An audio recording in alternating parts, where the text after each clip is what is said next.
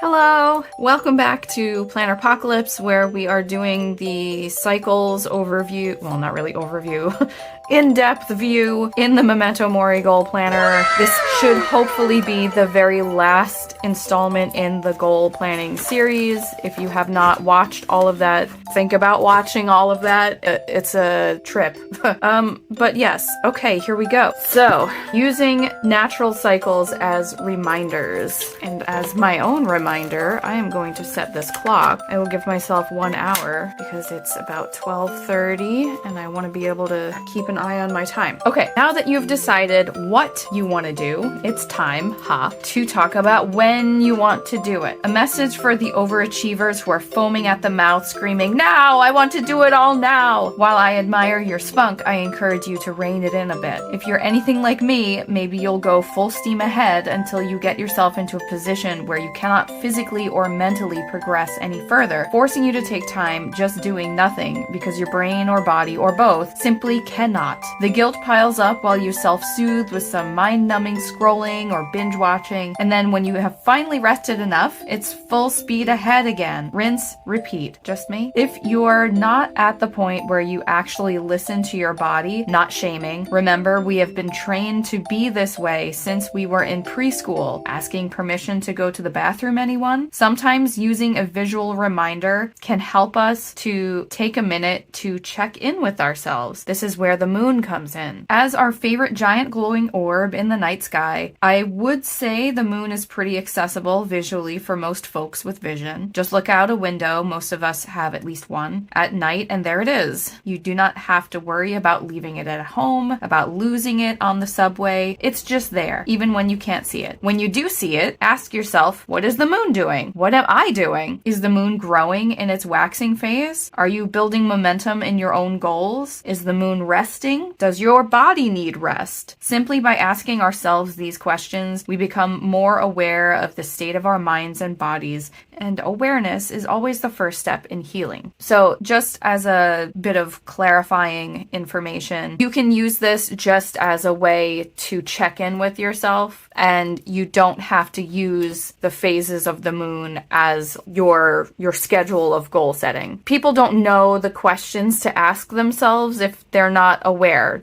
Does that make any sense? So this is like a signal to your brain, or it can be a signal to your brain to ask these questions. Oh, it's the moon. The moon is full. A full moon represents, like the completion of something, because the moon itself is whole and full. So how does that reflect in my life, right? So it's not necessarily about goals only. So just putting that out there. Also in astrology, the moon it represents our subconscious and it represents our emotional body. So self-care is also very tied in with lunar things. So using the moon phases. Farmers have planted crops by the moon's timing for centuries. Each moon phase can correlate to a phase in planting as well. New moon, planting seeds. You've prepped the ground and popped those suckers in there. Good start. Waxing crescent, germination. Even though you can't see it, those seeds are starting to grow. You continue taking care of the ground so your seeds have the right conditions to grow. First quarter, tending. Woohoo! Little plants have sprouted. Time to start weeding. Get anything out of there that doesn't belong so that those little pretties have room to grow and nothing is going to steal their nutrients. Waxing gibbous, ripening. You're starting to see some progress, but there are also some pests. Time to do any necessary readjusting to ensure proper growth. Full moon, harvest. Yes, you did it. It's time to harvest the fruits of your labor. Disseminating moon, celebration. Now it's time to eat those fruits and share them with your loved ones. Last quarter, culling. This is where farmers would cut back old growth and clear things for the next planting season. The balsamic or waning moon. Fallow period. Typically in the winter, this is the time where we all go inside and sit by the hearth and take a break from farming. Get all that? Great. Now I want you to just swap seeds with goals. You are now planting goals instead of seeds, but the process remains the same. You are going to be growing your goals by the moon phases, farming your wishes instead of plants. Feel free to consult the handy dandy chart on the opposite page as a little cheat sheet.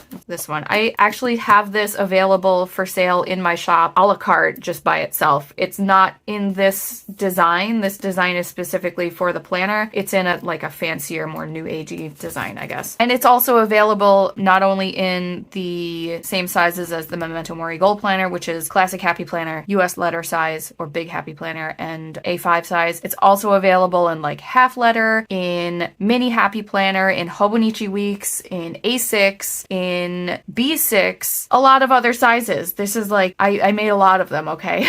Okay, using astrological signs. The astrology featured in this planner is not predictive. We are not using it to choose the most opportune time to start something, though you certainly can if you want, simply because the astrology in here focuses on the moon, so it's moonology basically, and contains none of the other factors that go into reading a chart for more predictive purposes. Planetary transits, nodes, trines, sextiles, squares, angles, all of that. It's simply meant to be used as a symbolic cue, like we're doing with the moon, for us to tune into where and how the astrological themes and associations of each sign are showing up in our lives right now. And again, all of this stuff that is in the system, it's optional. So if you, first of all, I don't know why you're here if you don't like astrology, but if astrology gives you the goosebumps, you just don't use it.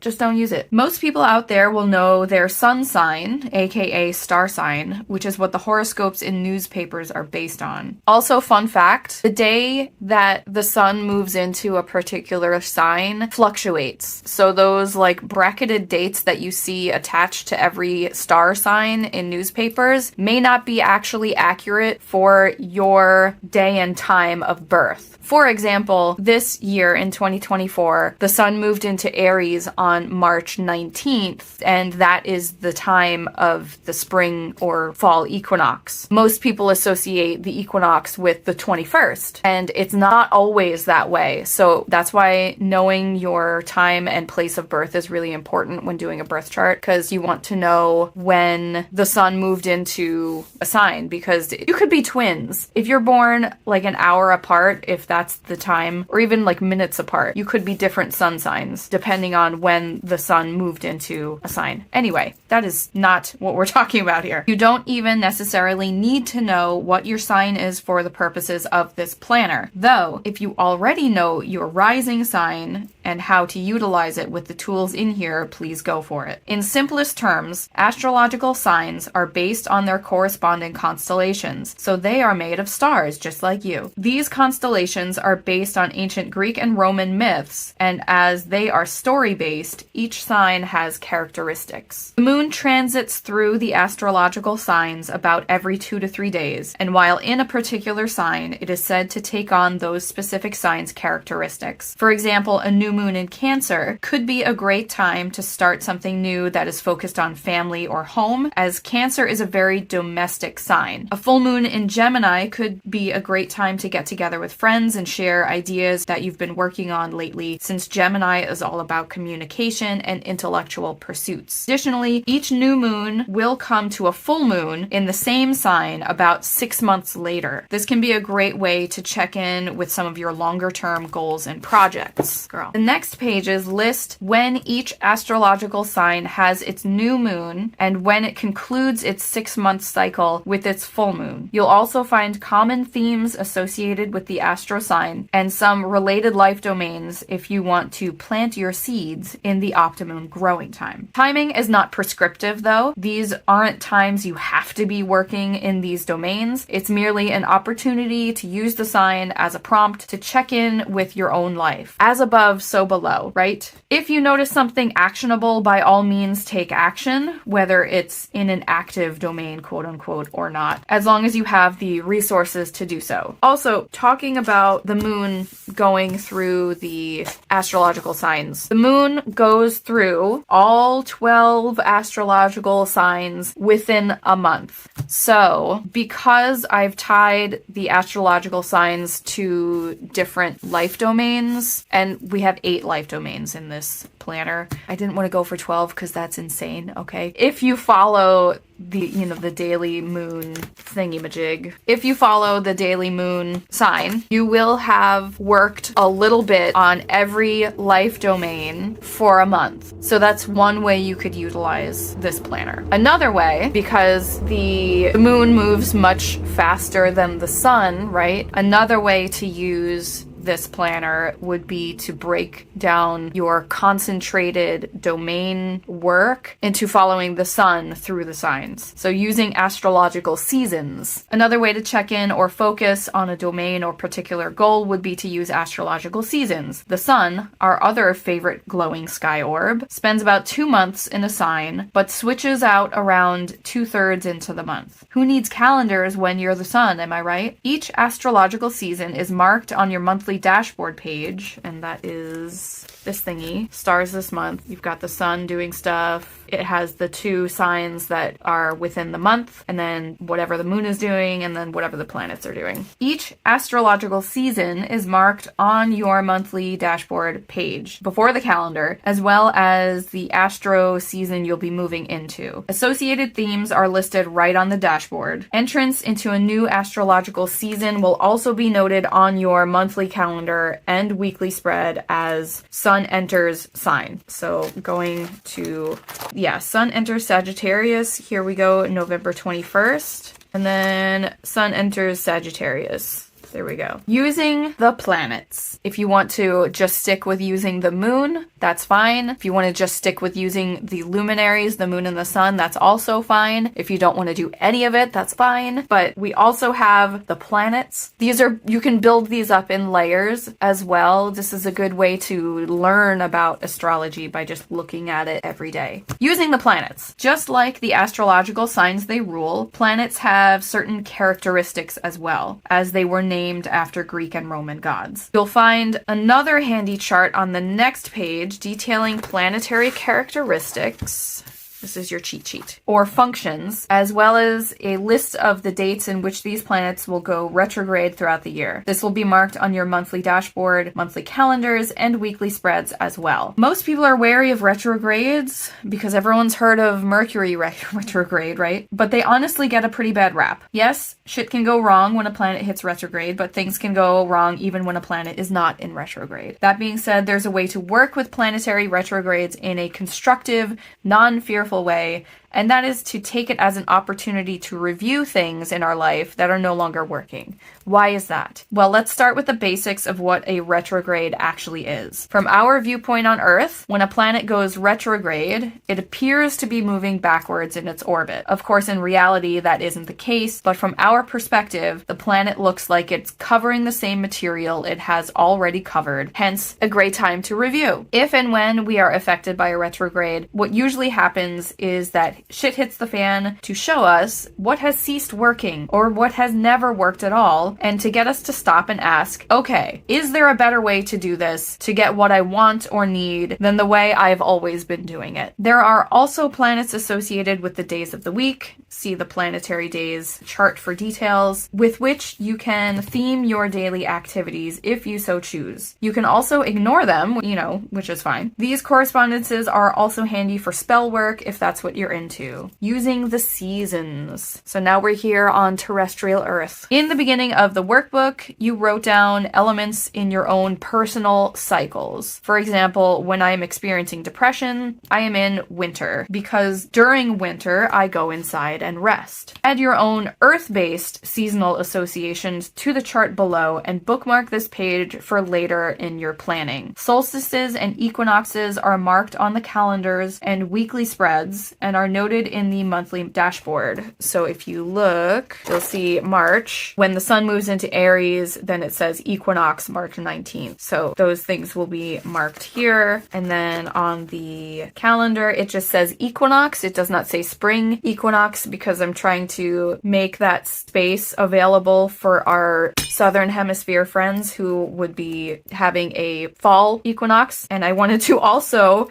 leave room to actually write in the box and not fill it up with lots of text, right? Yeah, these are transitional days where we can show gratitude for the previous season while planning for the next season. At the turning of the seasons, it can also be a good practice to tune into yourself and check what personal season or cycle you are in. So seasonal associations. If any of these little things that I've pre-filled in here do not resonate with you, feel free to cross it out. But yeah, here we go. For spring, we've got rebirth, spring cleaning, new projects, fresh starts. I am also going to write astrological new year. These are just things, like what things do you think of when you think of a particular season? That could be holidays, if you celebrate holidays. That could be family traditions, if you have family traditions. Summer, we've got strength, longer days, and travel. For me, we have summer vacation because my daughter is still in school. So summer vacation, no school. Let's say flowers for spring, being outside for summer, even though I'm a little cave dweller, but that's fine. Outside? What's that?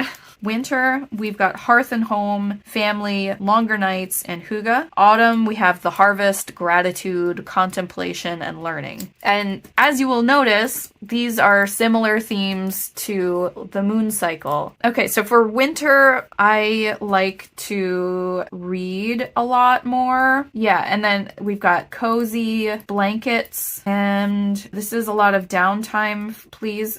Even though, yeah, but we're gonna redo this. Winter, we've got Christmas, family, and so then we've got the spring. I always find refreshing. The summer, it's very hot. Fresh air, hot. Autumn, more time with family. I celebrate Samhain. It's actually the Irish word for the month of November, and it's also, Halloween. Leaves changing. You could do raking those leaves. We've got maybe some gardening for the spring. I would really like to have a flower garden again this year. But yeah, so that's basically what you do with this part. You just write down some associations that you typically have. And obviously, since I wrote these are my associations, like spring cleaning. You don't have to clean only in spring, just so you know.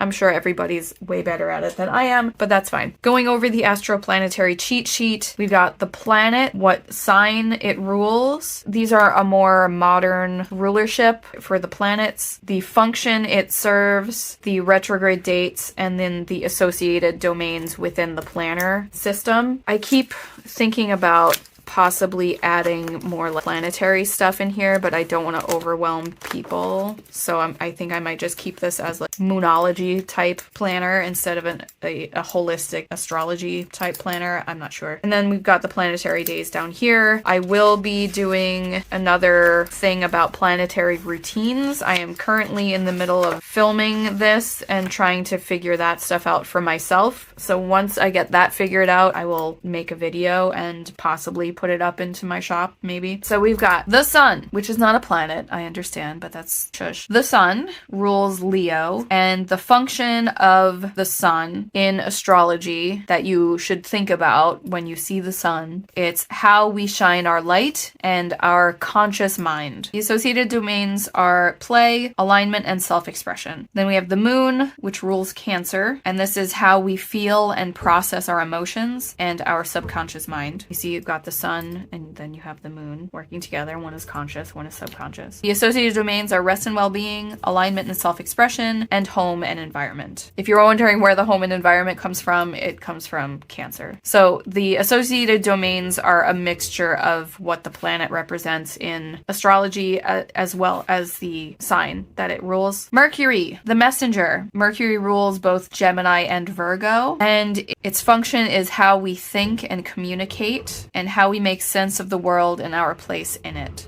And the associated domains are connection, curiosity, and passion, and then rest and well-being. Venus is the lover, as a lot of people probably know that already. Venus rules both Libra and Taurus. This is how we show love, how we present in relationships of all kinds, including relationship to finances and material possessions, how we appreciate beauty, and aesthetics. The associated domains are connection, resources and contribution, and home and environment. Mars is the warrior, and it rules Aries. This is how we take action, how we show courage, and how we fulfill our desires. And this is going to be alignment and self-expression and practice. Jupiter is the sage and rules Sagittarius. Traditionally, it also ruled Pisces, just to put that out there. And Mars traditionally ruled Scorpio. Those signs have been given to new planets, so you can stick a pin in that if you would like. So Jupiter is how we expand, learn, seek wisdom, and adventure. And that is 100% curiosity and passion. Saturn is the taskmaster of the planetary lineup, and it rules Capricorn. Traditionally, it also ruled Aquarius, but Aquarius was given to Uranus. So there's that. And this is how we set boundaries, how we take responsibility, our commitments, restrictions of matter, and time. Saturn's also known as the planet of karma, and, like being responsible, right? Practice, resources, and contribution. Uranus is the revolutionary and rules Aquarius. This is how we innovate, how we rebel, and pushing past the boundaries. The associated domains for this would be connection, resources, and contribution. Aquarius is known as the humanitarian, so that's where the connection comes in. And a lot of technology is ruled by Uranus, astrologically speaking, which is where the resources and contribution come from. And basically trying to support the collective and stuff like that. Neptune is the dreamer and rules Pisces in modern astrology. This is how we dream and imagine, spirituality, how we delude ourselves, and illusions. So every planet has like a shadow side, just like the rest of us. So yeah, curiosity and passion, play, rest and well-being would be the associated domains there. And then Pluto is the transformer. Pluto rules the sign of Scorpio, and this is how we transform, how we claim our power, and how we are intimate with others. And then the associated domains would be rest and well-being, connection, and then resources and contribution. Planetary days. Monday is Moon Day, and this is like, we've got the elements here, and then we've got the themes of what you could do during that day. You could tend to your emotions and body, so this is like a good self-care day. Tuesday is ruled by Mars. The element is fire. This is about taking decisive action. Wednesday is ruled by Mercury, which is an air planet, and this is all about learning and intellectual pursuits. Thursday is ruled by Jupiter, which is an earth-based element. I know that Jupiter is a gas planet, so please don't science at me right now. This is all about expansion and abundance. Friday is ruled by Venus, which it has water elemental qualities and is about beauty, love, and connection. Saturday is ruled by Saturn, obviously Saturn's day, which is an earth elemental quality to it there. And this is about loving discipline and introspection. And I'm not saying that you love discipline. I'm saying loving discipline is doing the things that are necessary to take care of yourself and build that safe foundation on which you can thrive, even if it's hard. Sunday, obviously, the sun's day. The element is fire. And the theme for Sunday is gratitude for everything the light touches. And then under here, I have an asterisk. What about that shadowy place over there? And that's from The Lion King, in case you didn't know. The most powerful transformations come when we can show gratitude for our own shadows as well as the light, because we are all one, shadow and light. We are very nuanced creatures. And then here we've got the astrological lunar cycles and their themes. So if you are interested in doing longer term tracking or longer term projects, I've laid out all of these things for you with the themes and associations and the related domains. So for example, what are we in right now? Aries, we've got the new moon solar eclipse on April 8th.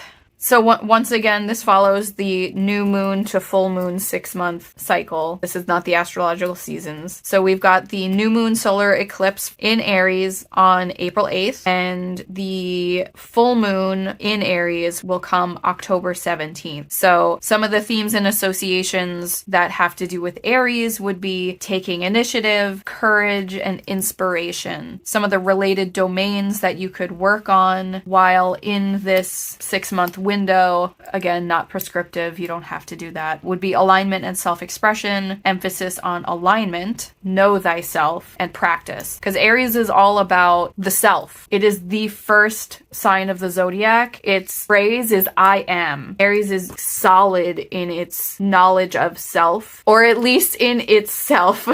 Maybe knowledge comes later, but and I'm also speaking archetypally. If you're interested in knowing more about the signs, I have an entire playlist of the astrological grimoire I set up last year, going through all of the signs over the course of a year, which I'm taking a break from right now to like get this stuff done. But yeah, so that's all of this stuff. And then after that, we've got the seasonal quarterly roadmap. As you'll see, you've got these little symbols, and if you come back here, you've got your symbols here, you've got your symbols here. So, you know, January, that's Capricorn, Leo. These are the 6-month windows that are like currently active, right? So transfer your milestones from these pages here, if you have any things here. Transfer your milestones, which are projects, habits, one and done tasks, to where you think they belong. Feel free to use sticky notes if you're not sure these placements will be permanent. Also, don't worry about making a mess in your planner. As you can see, you know, this is it's very messy. So like, don't be afraid to make a mess in your planner. The workbook is for work. It is not to be pretty. Like, you can make it pretty, but you know, it's to get everything out. Try not to lump everything into one particular season. And I am not calling anyone out here except for myself, because whenever we set goals, we all, well, maybe not all of us, but like I have the tendency to like just want to start everything all at once, and maybe it's not the opportune time for that just yet. So it's good to take a minute to just slow the roll and think about when I will have the time and energy for this project. Also, being a procrastinator, I don't always start these things until it gets closer to the deadline, because I'm just like that. For better or worse, that's just the way I am. All right, so mark down any holidays, birthdays, themes, deadlines, social media trends, hashtags, campaigns, or whatever else you need to be aware of as the year goes on down below. Astro-lunar cycles, again, which are these things, have been marked in each month if you want to use the themes from the previous pages. So if you wanted to do, you know, like intuition, dreams, creativity, compassion, and open-mindedness for Pisces, you know, from March 10th to September. So March to September, you can do creative things. Again, you don't have to adhere to these things, but they're there if you want to use them. And that's really about it. I am going to just dump what I'm gonna do, perhaps. I think I'm just going to do it off camera because I'm tired of filming now and I've got 15 minutes left and I don't want to be editing forever. I would like to, oh yeah, and this is like how to use this planner in case you need directions. I go into what the spreads are, which if you've watched this, you probably know. I go into what the 𝖊𝖓𝖓𝖓 method is because I do use that in my original weekly spread, and I have like, it's not really an ad. Is it an ad? It could be an ad. Meet the new Memento Mori Goal Planner family for 2024. So it has the original weekly spread, which is the one that I use, and I have the new vertical weekly spread and the horizontal weekly spread. Both of these at the classic size can fit Erin Condren vertical sticker kits, and yeah, that's pretty much it. I'm gonna worry about doing this after I stop because I still have to edit tomorrow's video, and then after this is all done, I am going to dedicate a day to just napping all day, except for like picking up my daughter. And then Friday is my son's 19th birthday, which I cannot believe. It's been so long. And my son is an amazing person and I love him very much. I'm very proud. And then my parents are coming on Thursday, and so I must get these things done by then. So yes, thank you so much. If you have watched this entire series, please leave a skull emoji down in the in the comments. Thank you so much for watching. It really means a lot to me that you've spent so much time with me over the course of this series. If you are one of the riders of the Planner Apocalypse. Once again, if I could wish one thing for you during your time with this process, it's that while you're here on this planet living your one life, that you're not just existing, that you are truly alive, whatever that means for you. I wish you all the best in your pursuits. I hope all of your goals go well, and I hope that if they do not go well, or if you have to let things go, you do so with grace. That includes me. So yeah, thanks for watching, and I will be taking a very short break after I close this series before I, do the quarterly refresh, which is already upon us. And, oh my god, non-stop, because time doesn't stop. But I must take a break. I must take a short break, spend time with my family, and then I will worry about the next quarter's content, okay? Thank you so much!